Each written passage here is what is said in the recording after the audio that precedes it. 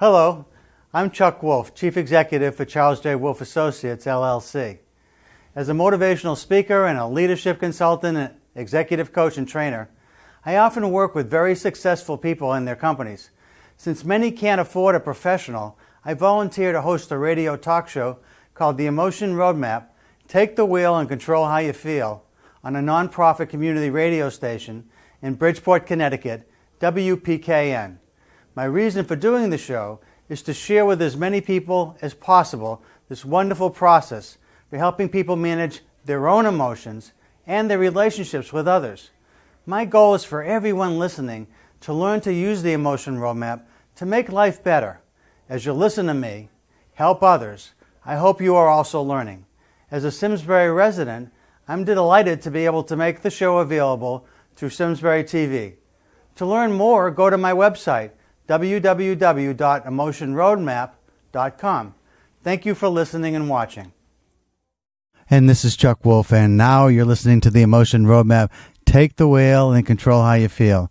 Happy New Year to everyone that's a regular listener, and if you happen to be tuning in, the show's all about helping you take care of your emotional challenges in your life by learning a little bit about the Emotion Roadmap and helping everybody to learn how to use this idea of taking control over your own emotions and feeling like you can influence the emotions of others at the same time.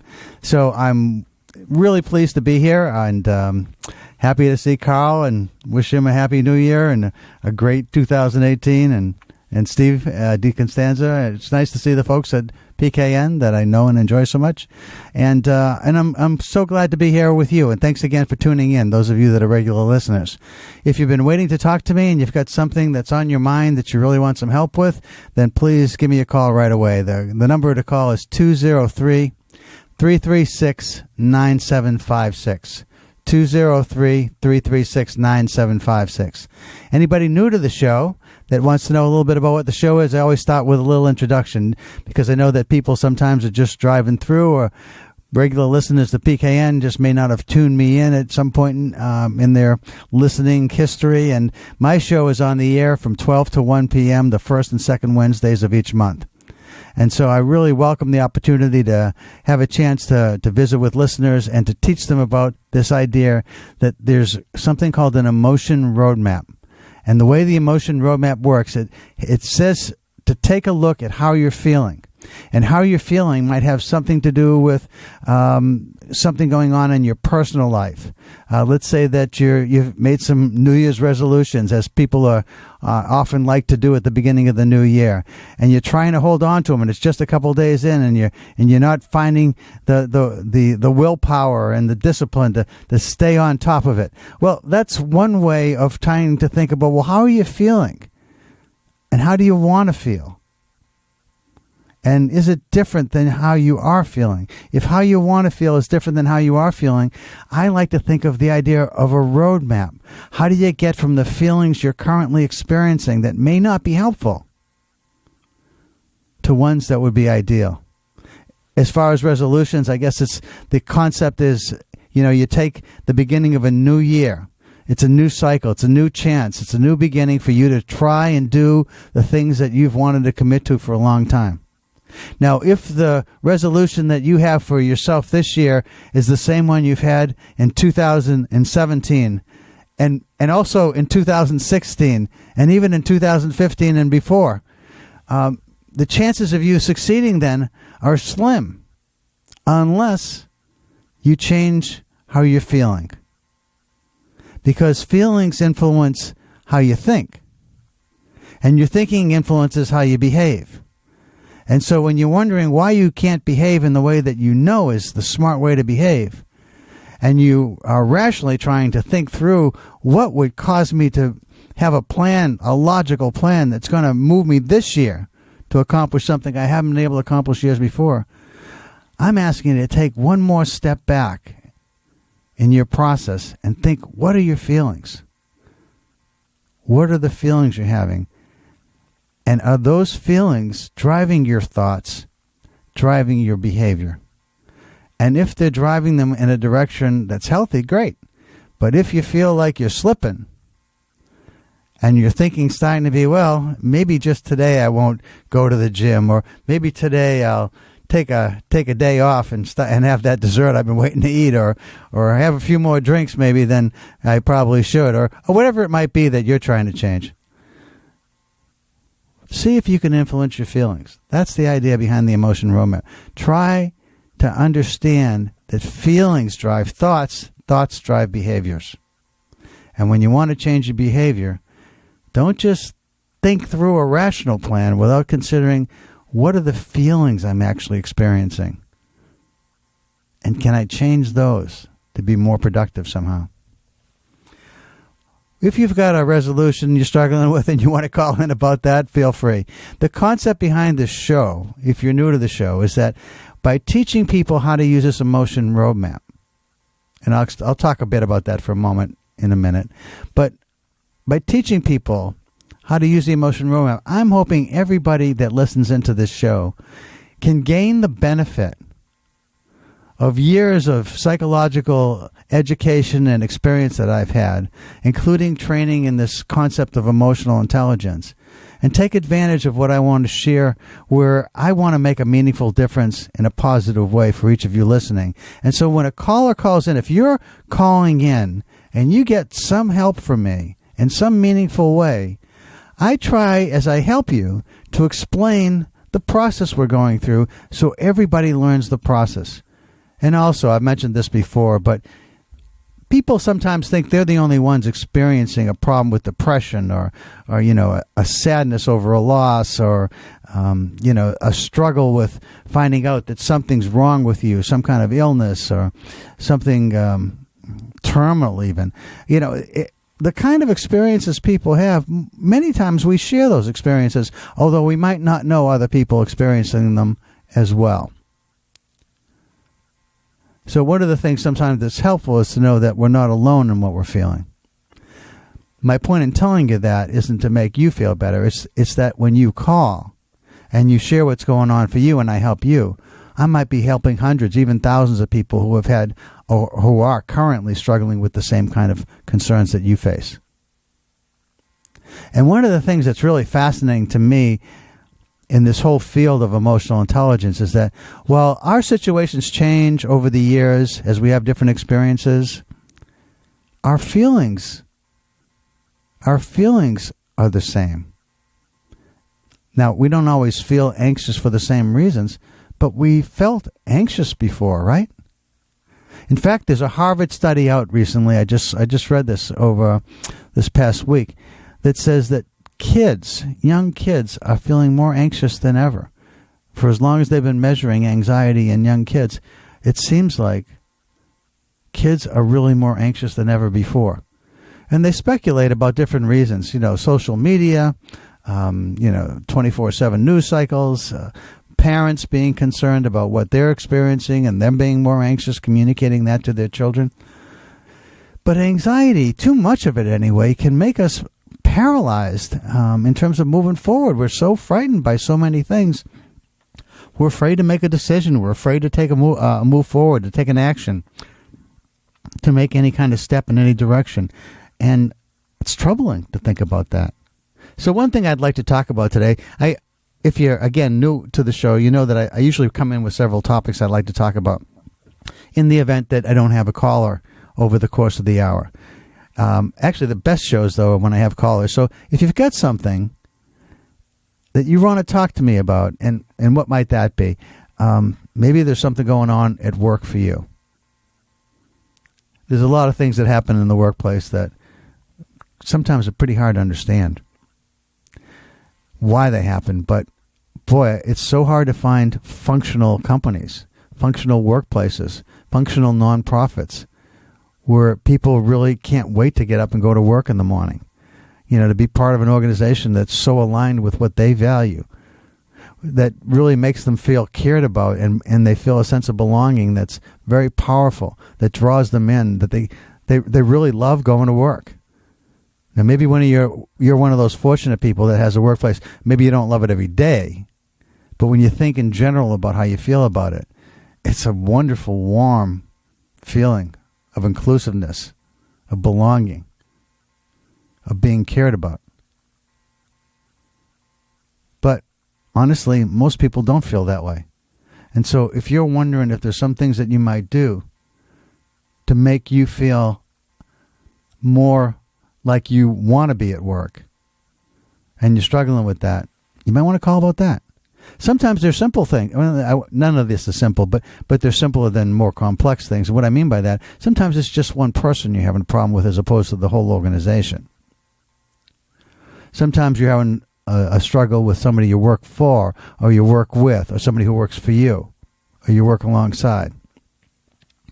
Other experiences you might have is where your company, you might like it a lot, but it's not advancing and it's struggling against competitors, and you don't know whether you should stay or not.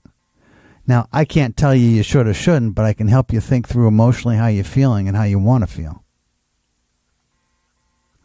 So if you've got something in the workplace you'd like to talk about, again, give me a call, 203-336-9756.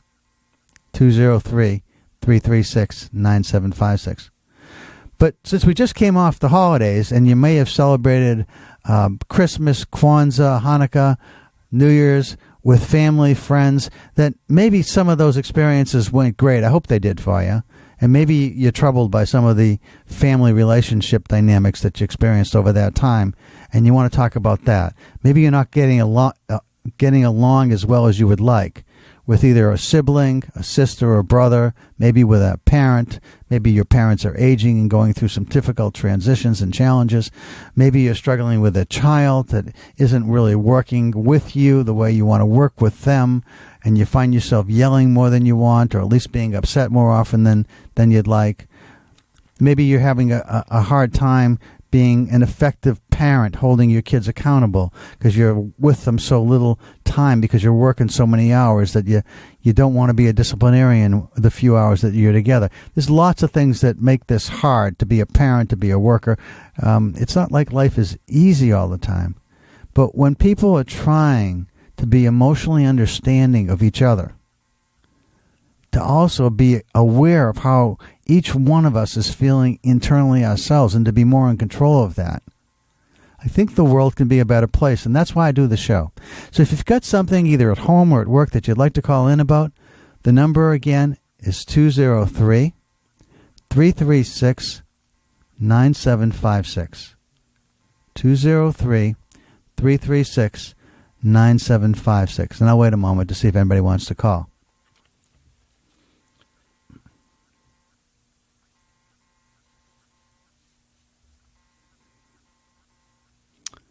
Okay, so right now I don't have any callers, which means that people are listening, just thinking about it.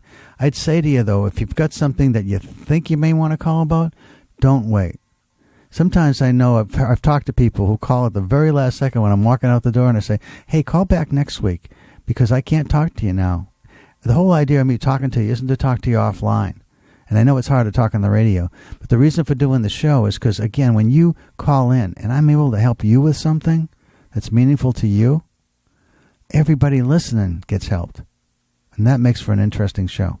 I'll give you another moment. 203-336-9756.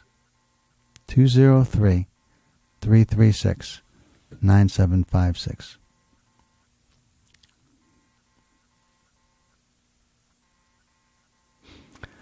Okay, so right now I've got a topic about anxiety with young children. That's one.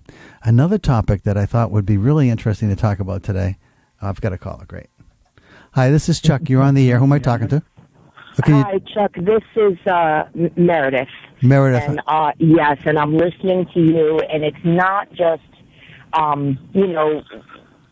children with anxiety. As an adult, I have a lot of anxiety over the loss of my position in a job, and it was due to discrimination. And what you were saying, kind of hit home. It is. It's hard to talk about this stuff.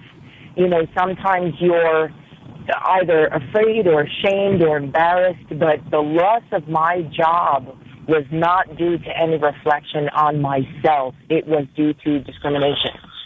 And I filed discrimination charges, and not only were they fallen on deaf ears, I was told that there was no such discrimination that was going on. So now my charges against my employer have to start all over again.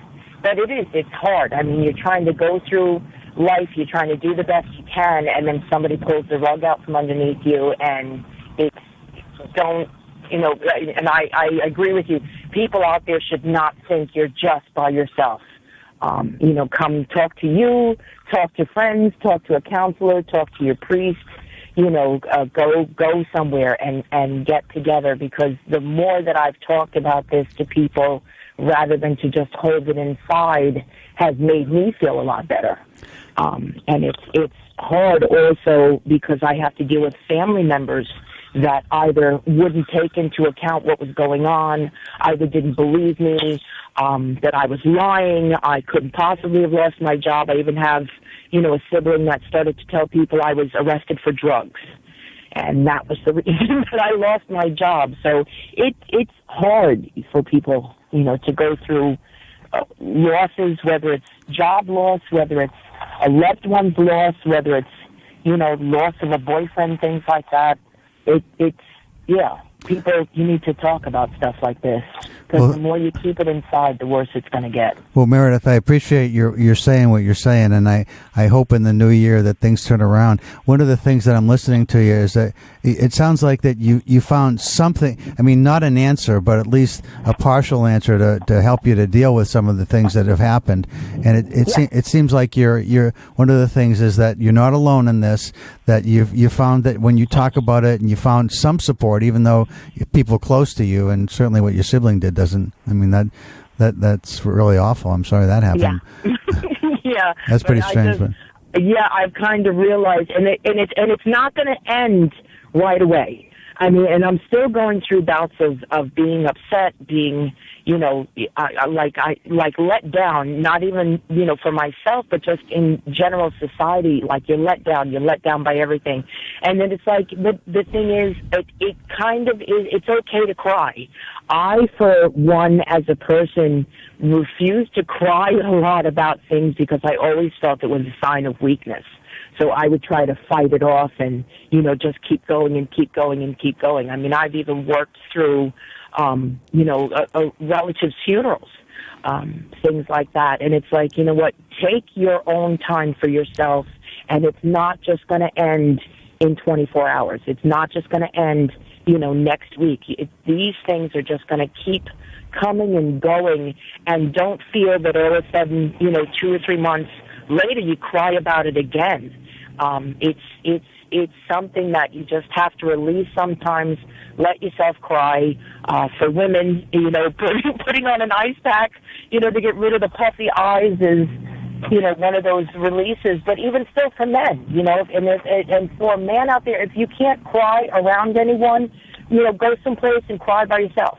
You don't have to just be the stigma of, well, only women are supposed to cry. No, men can cry too. Things can hurt really badly to the point where it's okay for a guy to cry. And if you're too embarrassed to cry in front of anybody, go cry by yourself. Find a place to sit, by the marina or a dock, or just, and take some time for yourself and get yourself together, and it's been hard. I've been fighting Lyme disease for a number of years now, and I am one of those recurring victims where it comes back and it goes, and it comes back and it goes. And I'm actually on my way to, I'm here on Long Island. I'm on my way to Stony Brook University for an MRI because they don't know why at times I can't pick up my arms. The right arm is worse than the left arm, and so I'm going through that at the same time. It's just, and it becomes overwhelming. But at least if you just try to keep going, whatever you do, don't give up, because there's always something out there. And I guess maybe like it's a little bit of a spiritual inspiration that I had from a few weeks ago that's made me feel better. It's just like a personal thing that came to me, and I said, okay, whether you believe in God or not, there's something out there, and there's something that believes in you and will be there, and there's always that goodness, that universal trust and hope that we all have, and it doesn't matter what denomination you're from. Everybody's got that feeling, and it's there, because otherwise we wouldn't have that same mutual feeling, regardless of if you're Jewish or Christian, or Muslim. We all have to kind of come together at some point and realize that, you just can't, you can't hate each other through hate. Where none of us are ever going to survive. Well, you covered a lot of territory, Meredith. The tagline on the show is "Take the wheel and control how you feel," and you've given evidence and support for the ways that are working for you that make that happen for you. And I really appreciate the phone call, and I hope that you get good news when you have the MRI. I hope that the experience of your sharing feels rewarding to you, because a lot of people listening to you are saying, you know what, she's got more stuff going on than I do, and I'm feeling kind of sorry for myself, but I guess maybe what I need to do is feel a little more resilient, a little more buoyant, a little more hopeful that there's something out there that at some point, whatever's going on, whether it's physical or mental or emotional or whatever, or spiritual even, that there's ways to overcome that and to deal with it by being strong inside and having kind of like some kind of foundation, whether it's spiritual or otherwise, that supports you and gives you the strength you need to keep moving forward. And that's a great message. Right, and don't be afraid of letting everything out, and then also something will come back to you. It's something really gentle. You just have to kind of pay attention to the signs. I mean, even this year we've stopped putting chemicals on the lawn, because they're very dangerous. Roundup has been linked to Hodgkin's lymphoma and all that kind of stuff. I had a hummingbird come back to my yard for the first time in years, and he came a couple of years ago, and the same little green guy came again. It's little things like that. You'll notice something out there, and it's trying to reach out to you. It doesn't matter what it is, whether it's, winning $1 on the lottery, having somebody give you a free cup of coffee. It's that one little gentleness that something out there is there for you, regardless of what you're going through, because no matter how bad it is for you, it's 100 times worse for somebody else. Well, it's very nice of you to share your message, and and the idea that you can freely allow yourself to be sad, and if you need to, you go to a private place to be sad if you're for whatever reason you're not comfortable with being sad in front of others. But the idea of being resilient and as I said, finding hope, and hope isn't just a wistful feeling. Hope is the idea that you have confidence that this too you can turn around, and it becomes more meaningful that way. Well, right, exactly. Well, thank you so much for the phone call, Meredith, and good luck with the MRI. Thank you. No, thank you for putting it out there, because I'm like, okay, and your phone wasn't ringing, and I listened to PKN for a number of years. Got a brother-in-law, Alfred. He listened to you guys. He got me started on it way back in the day in the 80s. Yeah. So I mean, it's just I'm pushing 50 now, but you guys have been an amazing station, and thank you so much. But yeah, I wanted to call because if no one else was calling in, I said, okay, I'm going to put this out there, because people need to know that you're not alone, and it's okay, and don't give up. You're all right. Well, one of the ways of building resilience and building hope and feeling good about being in this life at this time is to listen to PKN. Absolutely. You got it. Okay. 89.5. Listen to it all the time. Thanks a lot, Meredith. You have a great day and a Happy New Year. Thank you, sir. You too. Thanks. All right, bye-bye now. Bye. That was lovely. Thanks, Meredith. Again, if you got something to call, you want to share, or you just want to talk about, or you want to get a little bit of help with, the number to call is 203-336-9756. 203-336-9756. So Meredith tossed a lot of ideas out there, and maybe they're appealing to you. That's the part of what the show's about, is that, hopefully you're getting a little bit of information that maybe you find useful too. Sometimes people are out there in tougher circumstances. One of the things that I found as a really wonderful way to deal with a sadness that lingers, and I like to talk about understanding how emotions work, in the sense that sadness isn't a bad feeling. Anger isn't a bad feeling. I mean, they're on the negative side of feelings, but they're not bad. I got to call it. Hi, this is Chuck. You're on the air. Who am I talking to? Hi, I'm Allison, and I was just listening to Meredith, and she inspired me to pull over, so I did. And I Thank you, wanted Allison. to thank her for her words, and my husband doesn't like me to ramble on, so I'll make this short but sweet.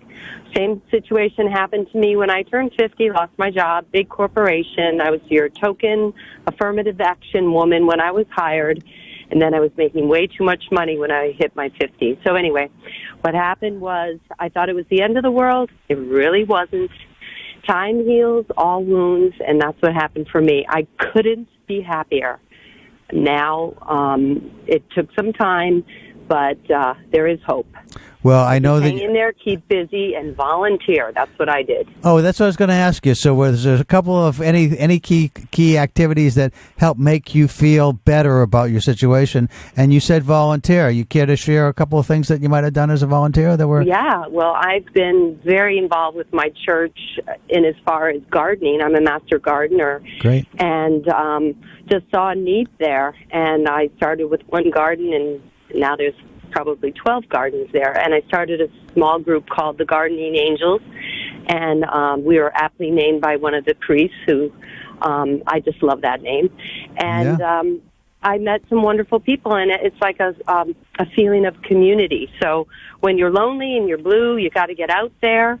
I do the gardens in Shelton, and with a bunch of master gardeners, we built a huge park garden at the dog park. Oh, that's great. And it's just wonderful. But the key is when you're blue, you just can't sit home. You got to get active. You got to exercise. So that's interesting, Allison. So one of the things I was about to say was, so when people call up and they're sad, and I started to say sadness is legitimate. When you lose something, you feel sad, and you have an appropriate grieving time, and then you move on. But sometimes people find it hard to move on. But if you engage yourself in doing something for others and something that makes you feel good, actually, from gardening, I know that actually when you put your hands in the dirt, there's a chemical reaction that creates higher levels of the dopamine inside people that make them feel good. So there's actually a physical thing that happens for people, but you have to like gardening. And I just want to be clear, and just a little funny, is that you didn't say you were a guardian angel. You said you were a gardening angel, right? Gardening angel. Isn't that funny? Yeah. Anyway, so we get volunteers, and it's really nice, but that's the key, and I won't ramble on. Thank you for letting me speak. Oh, Allison, thanks for the phone call, and you have a great day and a happy New Year. You too. Bye-bye now. Bye-bye. Okay, so we heard from Meredith and Allison. Great. So again, the number to call if you have a moment and you're interested in sharing what's going on for you, the number is 203-336-9756. 203-336-9756. Okay. Now, one of the things that I started to say was that sometimes you feel angry too, and angry isn't a bad feeling because angry is a sense of injustice. Something really unfair has happened, and the idea of feelings is that our feelings respond to an event in our lives. Something happens in our lives, and we feel appropriately the emotion that's connected to that experience. So when somebody is saying something to us that is upsetting because they're just personifying a situation and making us the bad person. They're blaming us for a situation that really we had little to do with, and they were accountable for, but they don't want to accept responsibility. Okay, so as you listen to that, you're going to feel angry or irritated, at least. Irritation is often just a little less intense experience of anger, but can lead to anger, and that's appropriate because something unjust is happening. If you feel like there's a situation where you know you did something and it was stupid, and you're clear that it was stupid, you acted on an instinct, and the instinct was not helpful, and it caused you to feel embarrassed. Embarrassed is appropriate. And the stronger that feeling of embarrassment, the less likely you'll make that same choice another time. So our feelings serve us, even though they're negative in a sense that there's things that we call positive experiences and other negative, they all serve a purpose. And they're all at different times appropriate. But sometimes we get angry for the wrong reasons, or we're embarrassed for the wrong reasons, or we're sad too long. And that's where the emotion roadmap kicks in for me, because when I'm feeling something that is causing me to react in a certain way, remember I said feelings influence what we think about, and what we think about influences how we behave. And sometimes when we're trying to change behavior, we only go back to what we're thinking about, but we're not taking that next step back, which is, what is it that we're feeling that's driving the kind of thoughts that we're having, that's resulting in the behaviors that are really not helpful. They may not even be effective, and they may be problematic and cause us further problems down the road. So, how you're feeling, what you do about it. You feel like sharing and calling in. Again, thank you, Meredith. Thank you, Allison. Give me a call. The number is 203-336-9756. 203-336-9756. Okay, there's another topic I'd like to talk about today, and that's, what does it mean to be satisfied as a customer? And I have an interesting story I'll tell you about in a little bit, but I'd like to know from you, when have you had an experience with an organization where you are a member, where you shop, where you maybe occasionally have had an experience to go and use? Maybe it's maybe it's an airline, maybe it's a marketplace, maybe it's an online store of some kind. But what do you consider customer satisfaction? There's a huge amount of money spent to investigate whether or not companies are satisfying their customer base. They pay firms to go out and survey people. Now, I don't know if you ever have gotten a survey like this. If you have an online presence and you go to a hotel, it's not at all unusual. Within a couple of days of your experience of being at that hotel, if they have your email, they will send you a survey. If you're a season ticket holder, or for a particular, whether it's a museum that you belong to, or you are a sports team where you go to a certain number of games each season, or a concert series that you subscribe to, but something where you're a regular member, again, they're likely to send you a survey. Now, I don't know what your experience is, but when I have a survey to fill out, and I feel I do like to give feedback to organizations because I think it makes them better. I don't know how you feel about it. Maybe you don't want to take the time. But, one of the reasons I do the show is I hope people feel like they're learning how to be better in managing their own emotions, which helps them get through life. And also at being able to influence other people's emotions that help them get through life. So if you want to learn how to do those kind of things for yourself and for others, then I think the show's all about that. And I'd love to know whether this show is satisfactory to you. Do you, as a customer of PKN of my show, feel as though I'm giving you value for your time spent listening? Now, of course, if you don't feel that way, you're probably not listening anyway, right? You probably already changed the dial. But if you are listening, what is it maybe that makes you feel satisfied? What is it that, and it'd be fun to kind of hear from you if you have a feeling about the show. What drives that for you? And one of the points I wanted to make, though, is for anybody listening that might be involved in these surveys, let me just tell you my basic feeling when I fill out one of these surveys online. I think 3 minutes will get you what you're really looking for in terms of what I care about. The things uppermost in my mind that I like, and then the things that are really clear to me that I dislike. And maybe 1 or 2 suggestions about how you could be more satisfying, or things that you should really continue to do because I think they're great. And within 3 minutes, I can answer that. When the survey takes me to 5 minutes, you know what? I'm starting to get a little irritated, and I'm not as likely to give you feedback that's positive if it's taking 5 minutes. Because one of the things that I know about these surveys is if you just want to say finish, everything that you've already written is gone. And if you've taken any time to be thoughtful, you want to get to the end so that maybe somebody sees this and maybe it matters. Right? I mean, if you're going to bother to take the time, wouldn't you want somebody to at least read it and think about it and best of all situations, do something based on your suggestion and your feedback. But what if it takes 20 minutes? I think if people are sending out surveys that take 20 minutes, they are clueless about customer satisfaction. Clueless. They have no idea, because all they're doing in creating a 20-minute or longer survey, if they don't tell you that ahead of time, is that they're basically saying, your time isn't really valuable to us, and we're going to milk you for every last possible idea and make sure that you can't go on to the next screen unless you fill everything out. At least for me, I go from irritated to angry over time if I'm filling out a survey and it runs past 5 minutes. What makes you feel like you're satisfied as a customer? I'm curious to know.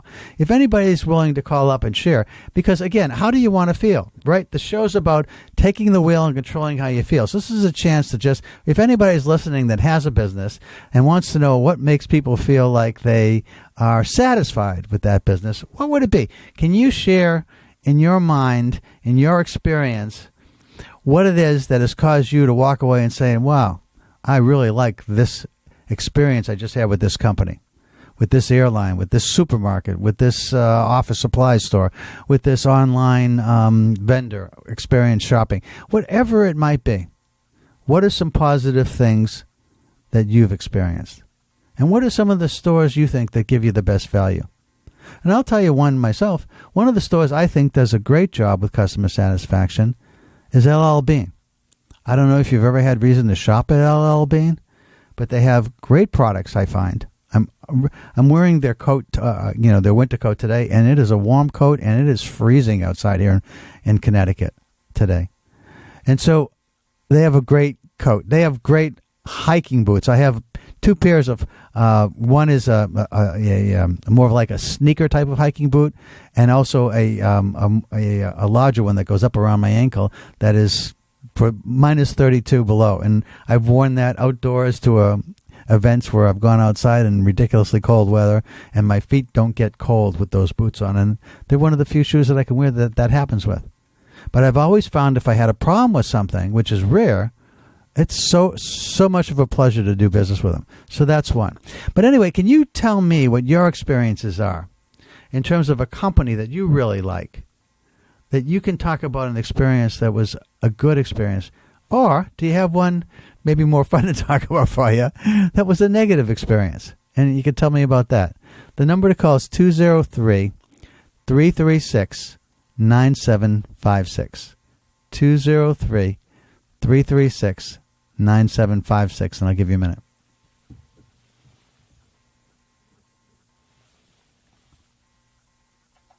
Hi, this is Chuck. You're on the air. Oh, could you turn your radio down? It's down. Okay, thanks. Who am I talking to, please? Chuck? Yes, I'm sorry. Who am I talking to? My name is Jim. I'm in Connecticut. Thanks, Jim. Thanks for calling. So you have a good story or a not-so-good story about customer service? Well, it's a not-so-good story that's been prevalent in retail establishments recently that I've noticed. And I find, and I'm very focused when I hand cash to a cashier and they return the change, my expectation is a thank you. Thank you for the business. And it's completely lacking now in many small retail establishments. And it's mostly like, oh, here you go, or you're all set. It's never thank you. And I've made the point of telling the owners or the managers that I expect to have a thank you, whether I'm spending $10, $100, or 10 cents. And it's really annoying lately that there's a lack of the thank you for your business. I love that. I mean, and I think you're right. As I think about my own experiences, I don't know how many times I hear thank you. I don't know that I do very often. Once in a while, if I've been doing business with the clerk and they come in and they bring me to the register, then I get a thank you. I do find that. But when you just walk up to the cash register and you're paying your bill, I don't hear that so much. I think you're right, at least in my experience. Yeah. And I own a small business, and I make sure that every time I leave my clients, I say thank you for the business. I write it on my receipt, and I say thank you at the door as I'm leaving. And I say I appreciate the business. And it's so important. I'm not sure if there's a long-term effect on it, but it makes me satisfied that I thank my customer for hiring me for whatever I'm doing. But in these small retail establishments, and I'm not bashing the young people, but it's mostly young people that don't have maybe the experience of life to say thank you. I don't know what it is. It's a great message, and I guess one of the things that I'm suggesting is your point, which is, I think, really, really a thoughtful point. Isn't it really hard for anybody listening that might have one of those jobs to start turning that around today? I've even gone to the point where I've left a note on a counter. Yeah. Before I left, I said, "Please say thank you." Well, and the next time I went into that shop, I still didn't get a thank you. Well, I wonder if people would stop going and just try to find places that do say thank you. Whether or not that, people are always looking for that competitive advantage, and again, sometimes people who have that experience of walking into a store, maybe your business, Jim, because you are someone who's very thoughtful about saying thank you. Maybe that's one of the reasons that you are in business and still in business. I've made it a point to avoid places where I don't get a thank you, and but it's hard. It's a challenge to get the thank you, and I don't like to prompt it. And because if I prompt it, then it's not a true, genuine thank you for the business. Well, thank you very much for the call, Jim. I really appreciate it. All right. You have a great day and a happy New Year to you. Thank you. Bye. Great. Thank you. Bye-bye. Hi, folks. I know there was another call that was trying to call, so I'm sorry I can't. I'm here by myself. So if you want to call, just go ahead and call now. 203-336-9756. Okay, great. Hi, this is Chuck. You're on the air. Who am I talking to? Hi, you're talking to Dave. Hi, Dave. How you doing? Concerning retail. Yeah. This is more directed toward earlier in the show, but I worked for Stop and Shop for 47 and a half years. Well. And then up until last year, I was disrespected, harassed, discriminated against, and physically and mentally, I was still able to do the job at a high level, but that meant nothing. It was all about money. Are you talking about the feelings coming from the people that you work for? I'm talking or your about customers? Management at Stop and Shop. Oh, management. Okay. Toward employees that have a lot of years and make good money. Yeah. They do not want them there. It's a horrible underbelly of retail. And Stop and Shop is front and center at treating older employees like garbage. Boy, that's tough. Luckily for me, I was in a pretty good financial situation where I could just tell them to go stuff it, which I did. But I should have been able to retire on my own terms after that length of a time. Sure. That's a long time to give to a company. Absolutely. And I worked at a high level. I never took sick time. I was conscious about my job, but it was all about salary. And that's, unfortunately, the situation in that type of retail. And I just wanted to call and vent a little bit. Thanks for taking my call. No, I appreciate it. Just before you go, Dave, did you land up working someplace else, or did you retire after that? I retired. Okay. But actually, I took on a nice retirement job. I drive around students. Nice. It's a great retirement job. It's like, compared to working at Stop and Shop, it's like moving from Syria to the United States. It really is like that. I mean, there's nothing worse than driving to work knowing no matter what you do, you're going to be harassed, discriminated against, and disrespected. And management has no respect for human life at all. Hopefully what goes around comes around, and I think I've said enough. Okay, Dave. Thanks a lot for the call. You have a good day and a very good New Year. Thank you. Bye-bye. That's interesting. And I know it's when you single out your company that you work for, I don't want to rain down on Stop and Shop, and that was Dave's experience with Stop and Shop. I don't know if other people, maybe if you've worked at Stop and Shop and you have a different experience, you want to call in. I do want to make the point, though, that Stop and Shop, at least in Dave's experience, what he did experience, it's not alone. There's a lot of companies that have found that when workers get older, And it's not just about age. It's about, over the years when you've given a lot to a company and you've worked a long time for them, over time you have raises, even small ones. They begin to accumulate and you start making a lot of money. And at some point, when people are looking at how do we lower costs, they're looking at the people that are, in their 50s, 60s that are working for them, that are making the most money. And, if they're making, I don't know, 100,000 versus somebody that comes in and starts at 40,000 to do similar things. Obviously, the new person isn't capable of doing what the person with lots of years of experience can do, but the new person's so much less money, and they could probably learn at least close to what the person over the year with the years experience could learn. And so companies start making these decisions that really don't honor the fact that people like Dave have given their best years to a company where they didn't take any time off, where they always worked at a high level. And there should be a reward for that. And you know what? There used to be. Many years ago, we used to have this, what was called a psychological or social contract between employee and company, where you would work for a company for, quite a number of years, maybe not as long as Dave, 47, but you'd work maybe 35, 40 years, even 50 years, where you would work and you would know that over time, when you were young and productive and highly energetic, that you would give those best years, knowing that the company would carry you a little bit at the other end, on the back end. And everybody was on, I don't know that was spoken, but it was just understood that that's the way it would go. And then as the world began to become much more competitive with the shrinking global workplace, instead of just working, competing with the people in your local areas, companies started to become cognizant of the fact that, if we're going to get people to come in here, we need to lower our cost of our product. And the only way we lower the cost of the product is if we lower our operating costs. And operating costs for a lot of companies are primarily our labor cost. And the only way we lower our labor costs is to get rid of the high-paid people. So it's an understandable business strategy, but it's a business strategy without a heart in it. And some people will say, but business is without a heart. And I don't really believe that. I think the best businesses do have a heart. They do have a place for the worker that's been there a long time. They celebrate, they venerate, they reward somebody that's given them their best years. And they treat them that way. And that sends a signal to everybody else about what a great company it is to work for.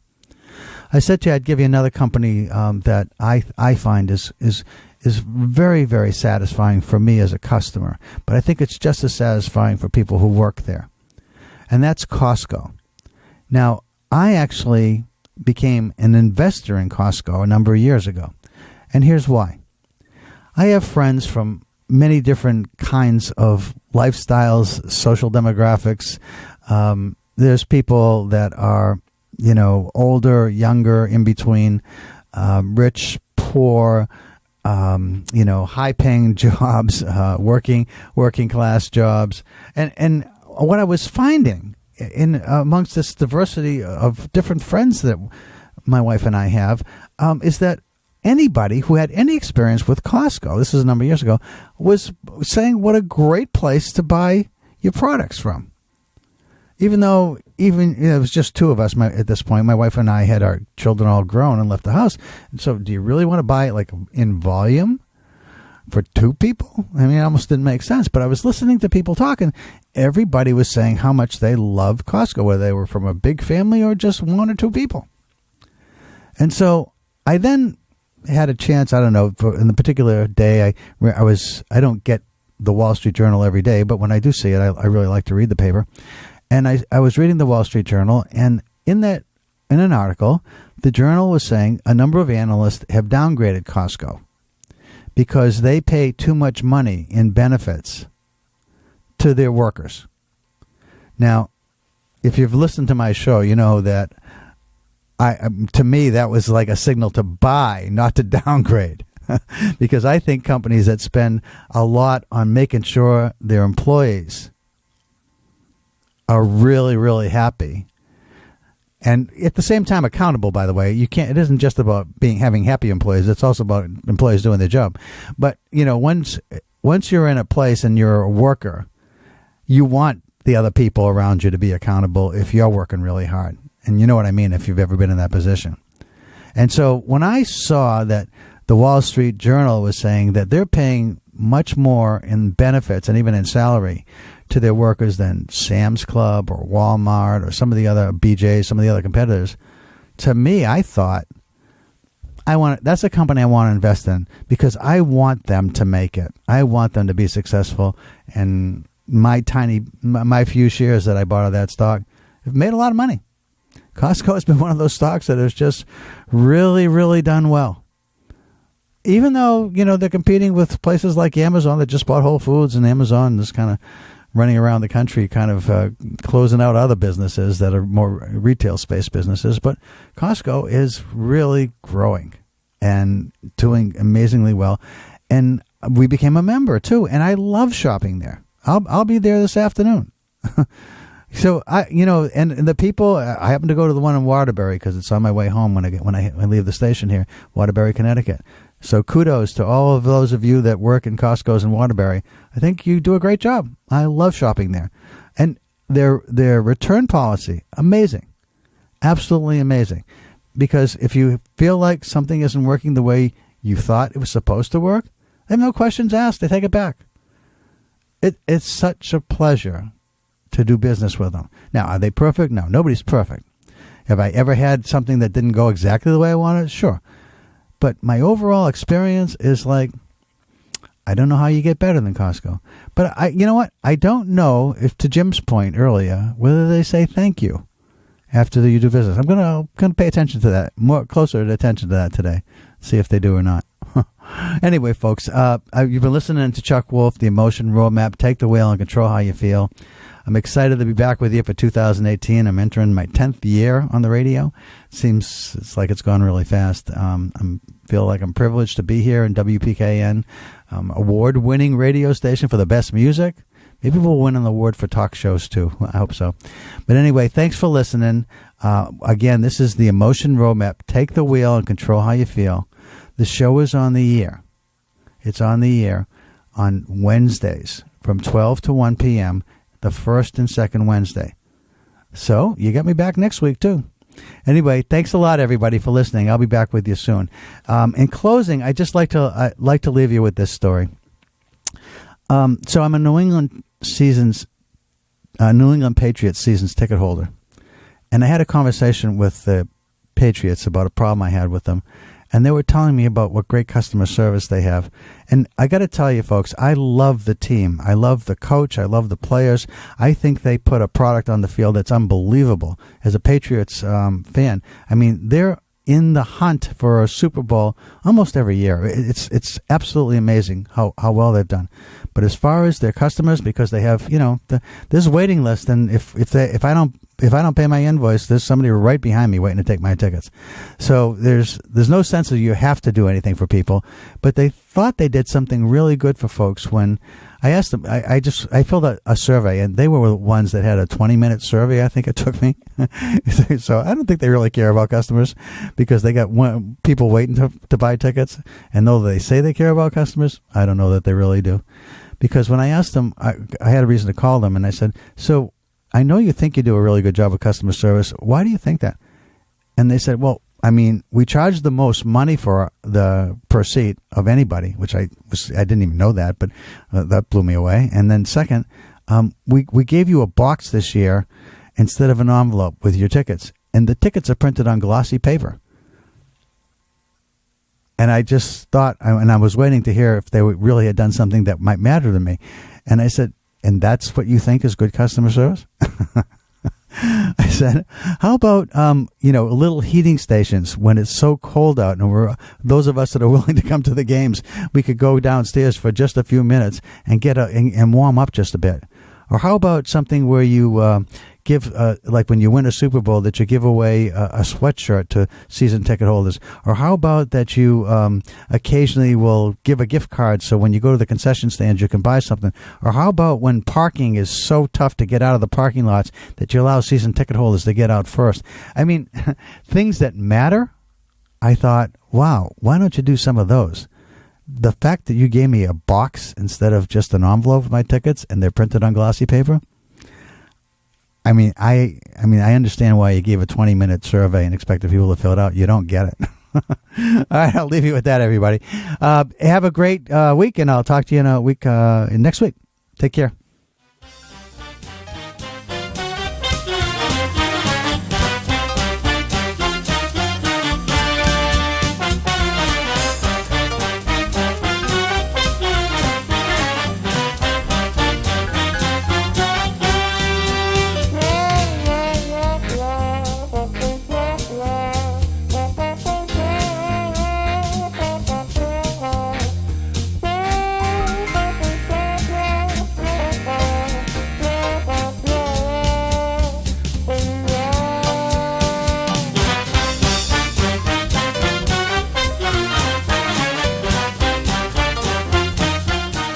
Funding for Simsbury Community Television is provided in part by contributions from viewers like you. Thank you.